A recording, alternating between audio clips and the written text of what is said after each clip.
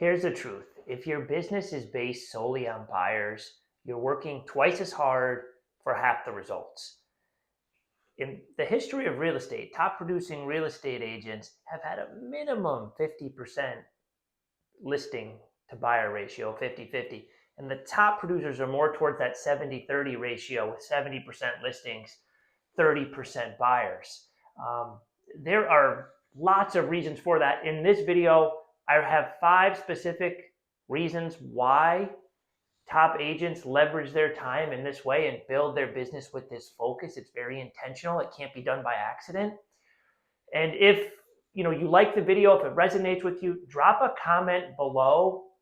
If you're interested in me sending you a video on specific action steps you can take to go ahead and take more listings, I'm not going to get into that in this video. We're just going to talk about the reasons why top agents focus their attention on generating a business this way in this format. But if you want the specific action steps on how to go ahead and actually start building a business that takes more listings, drop a comment below and I will send you that video and a link in the comment section. So let's get right into it. I wrote down 5 reasons here that agents do leverage their business this way. And the first thing I wrote down is you can control your time when you have a listing.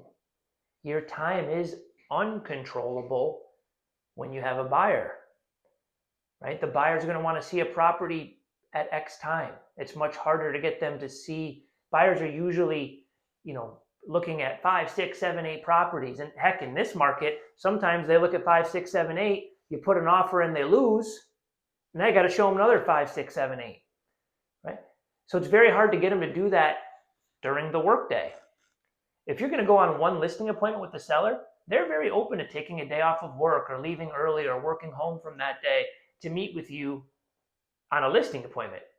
But for a buyer showing it is very hard to, maybe you can get someone to do it once, but to expect them to do that all the time becomes a little bit unreasonable. So it is much harder to control your time. What else? Buyers want to do inspections. Buyers want to bring contractors. Buyers want to bring family. This is when they find a property, right? You think it's locked in. Now they want to go back and back and back and back. Right? It is extremely time consuming to bring a buyer, to sell a buyer a home, especially in this market. When you have a listing, you can control your time. You go to that listing appointment once, and that can literally be the only time you've gone. Now, you're definitely communicating on the phone. You have to have strong systems in place to provide value to that seller or that client. But it can all be done on your time, on your schedule, on phone conversations, right? So you can control your time. That's number 1. Number 2, I wrote down scalable.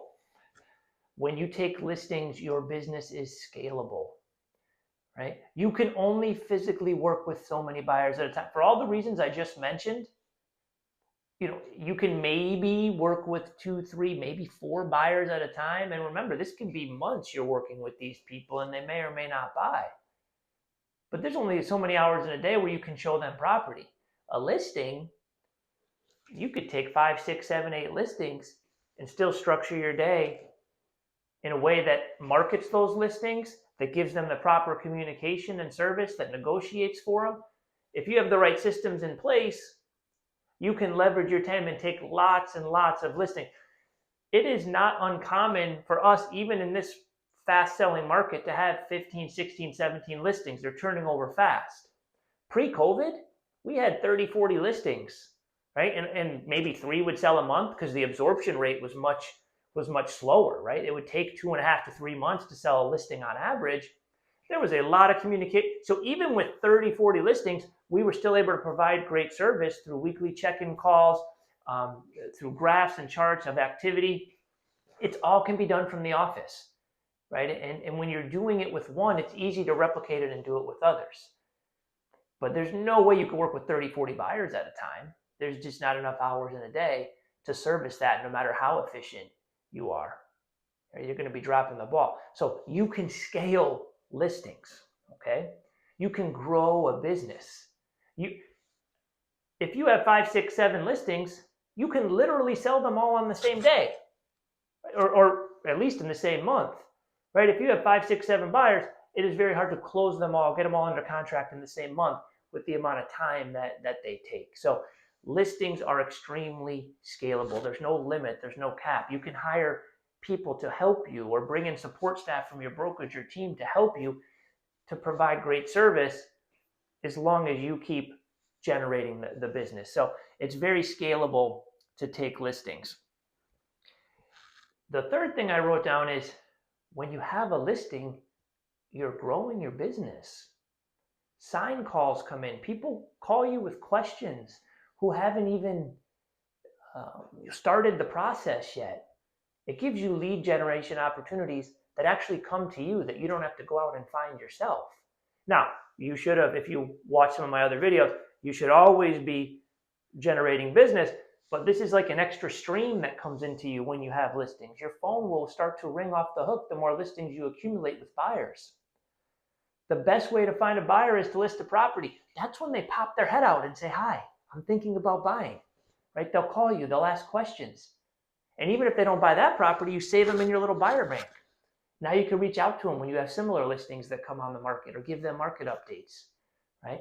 When you get lots of these calls, you can pick and choose which buyers you want to work with now that are actually motivated and have a need, and which ones you just need to keep in touch with and communicate with on the phone, right? It generates business. This is another reason why it's scalable, because your phone starts to ring when you list property, okay? The fourth thing I wrote down is you can make business systems and rules that others have to follow, right? Let's be honest. How many of you were on the buyer agent side or buyer agents and just want the listing agent to answer your question in a timely fashion? You don't want to wait 3 days for an answer, right? There's nothing more frustrating than you have a ready, motivated client. They have a couple questions and it takes the listing agent 3 days to get back to you, right? Well, heck, when you're the listing agent, you make the rules. You can create a system for answering questions.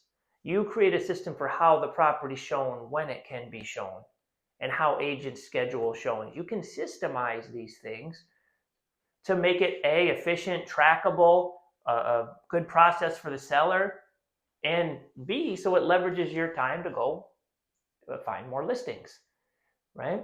So a great mentor once told me when you list a property, you're employing all the agents on the MLS to work for you, all the buyer agents.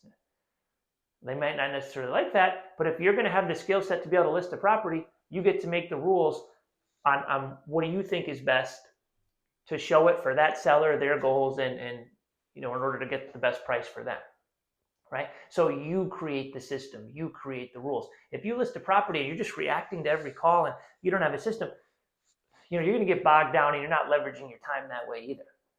You want to have a system to leverage your time when you list a property. Everything from how it's shown to how you give feedback to the seller to how you respond to offers and when, how they're supposed to come in. This can all be very clearly put on the MLS, so the other agents can get their information fast, and so you can leverage your time. And the last thing I wrote down, you can create a duplicatable process when you take a listing. The same system you use, the same way you got the listing, you can press repeat and do that again and again because you're in control of your time. You can take a certain part of your day to do those activities that's going to generate listings, and you can keep doing those activities during that time.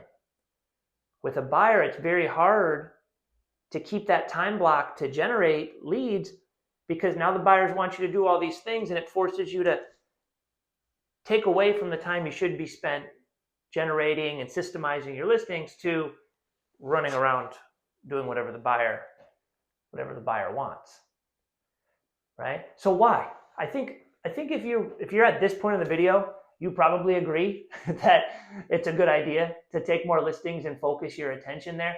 So why don't agents do it? It's hard. It's harder to find there's a lot of online lead sources that make it seem easy to get buyer leads. Heck, everyone knows someone looking, so it's easier to just put someone in the car and hope they buy. You can spend an enormous amount of time doing that. It's harder to actually sit down, learn a system, learn how to present information in a way that gets people excited about listing their home with you.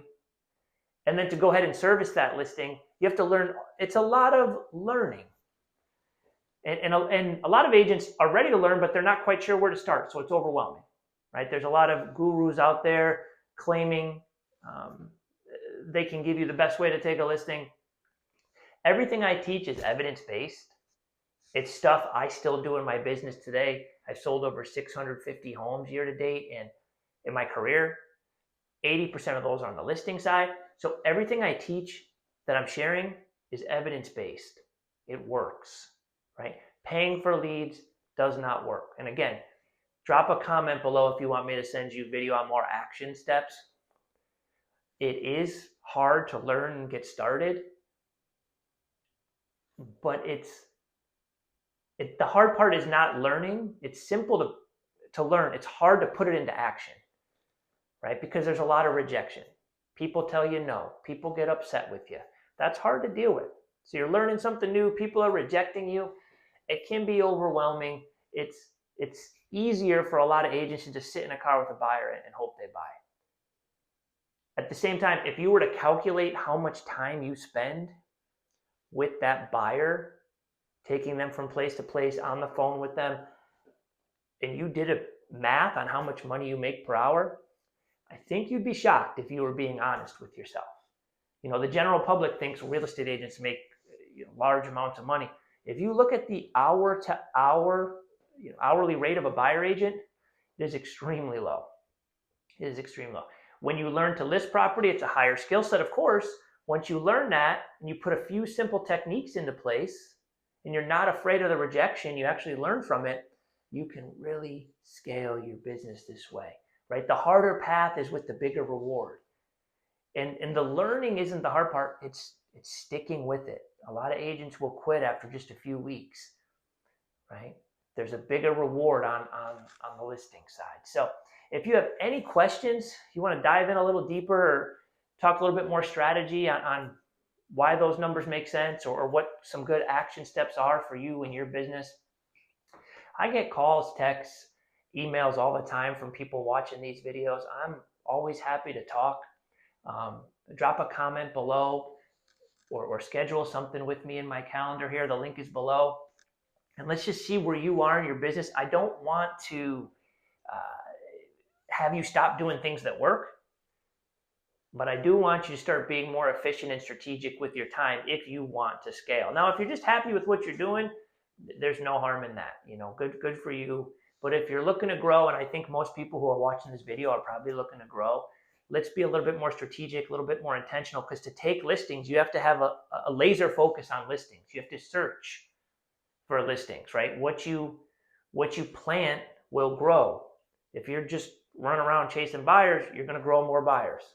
But if you start planting some strategic seeds each day looking for listings, those opportunities will start to come. So hope this helps. Hope there was something in this video that you can implement in your business and learn from.